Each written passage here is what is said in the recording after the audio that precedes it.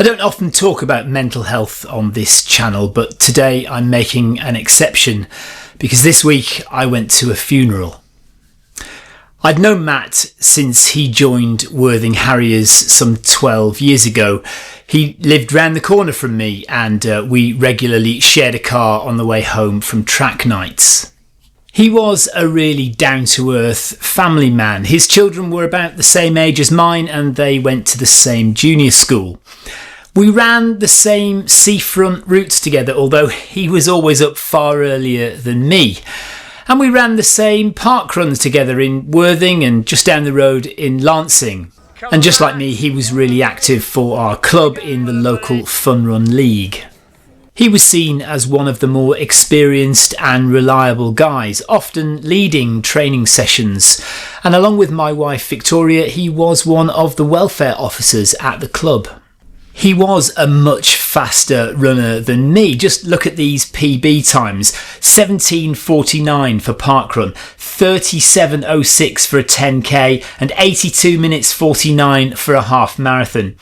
It was a running gag though in the club that Matt could never be convinced to do a full marathon. Even after his wife did her first full marathon, we still couldn't convince Matt to do one. He even paced his sister-in-law on a 100-mile race and did deliberately only 25 miles just so he wouldn't do a full marathon. That was until this year when Sussex Trail Events put on the Four Piers Marathon. The route went straight past Matt's seafront home, and this must have sparked something in him because he secretly signed up. Didn't put any of his training on Strava, and then in February this year ran his very first and only full marathon to the amazement of everyone at the club. Whilst Matt was quiet, understated and down to earth, he did have a sharp wit and a penchant for the mischievous. His reply to a colleague asking him how to improve his running times was to suggest that he just moves his legs faster, in essence saying, look, all the other stuff is rubbish, just move faster. And this was his outfit for Christmas parkrun at the end of 2024. It's also the last photo I ever took of Matt. See, as 2025 began, Matt started attending training sessions less frequently. We thought nothing of it. But then as the weeks went on, he dropped off completely. And he'd messaged us to say that he was struggling, in his words, and could we take care of a few jobs that he'd been meaning to do for the club. Little did we know that his wife and work colleagues were so concerned about him that they'd convinced him to go to a counselling session which they'd organised for him. It was a beautiful sunny evening on a Friday in early May. Victoria, myself and our children were in the van on our way to Snowdonia for the weekend, stopped at a petrol station, when Victoria received a text message. Matt had taken his own life. I stood there in a daze on the forecourt, not really knowing what to do. Victoria went pale and slumped up against a petrol pump, looking so shocked that a woman in another car had to get out and see if she was okay. This hit us perhaps harder than you might think. See, not long ago, another prominent and vibrant member of our running club took his own life. He was, in many ways, the life and soul of the club at the time. Always there at training sessions, always positive and raring to go, leading sessions and motivating others. But in the months before his death, he began to step back. He came to fewer and fewer training sessions, eventually dropping his leadership role, and then left altogether. His death came as a huge shock to all of us, and many of us felt very guilty that we hadn't done more to keep him running, to keep him coming to training sessions and running with the club. Perhaps that would have helped, who knows.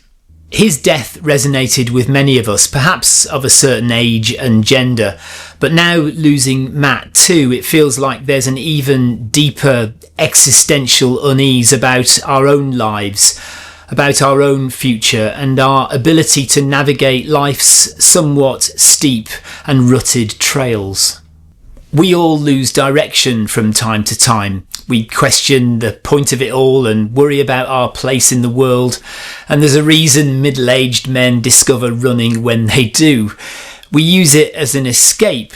There's a big joke, of course, that we're all running away from something. And some people like to turn that around and say, no, we're running towards something, whatever that might be.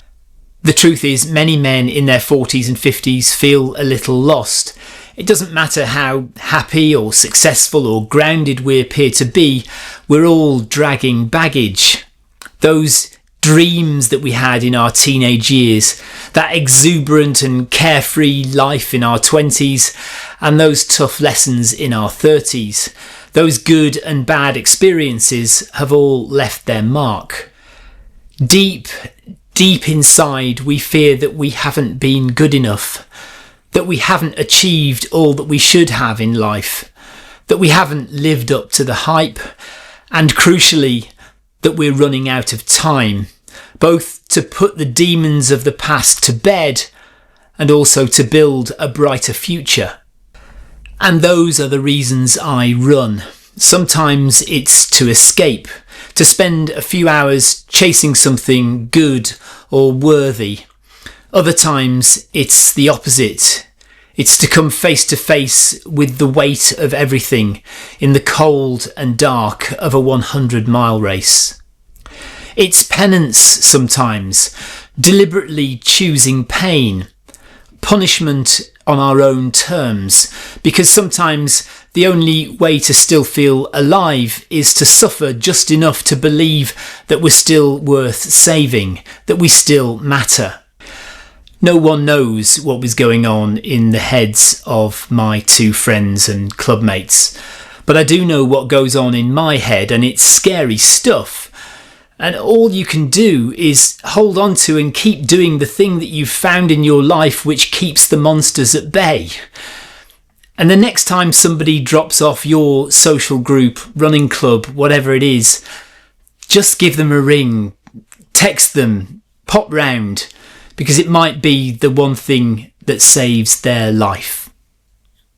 Right, as young Matt Wilson here has just said, it beats staying in bed. That's 21k done, 2 hours, 20 minutes or so, something like that. And we're back at Nepcote, where we started at 8 o'clock this morning.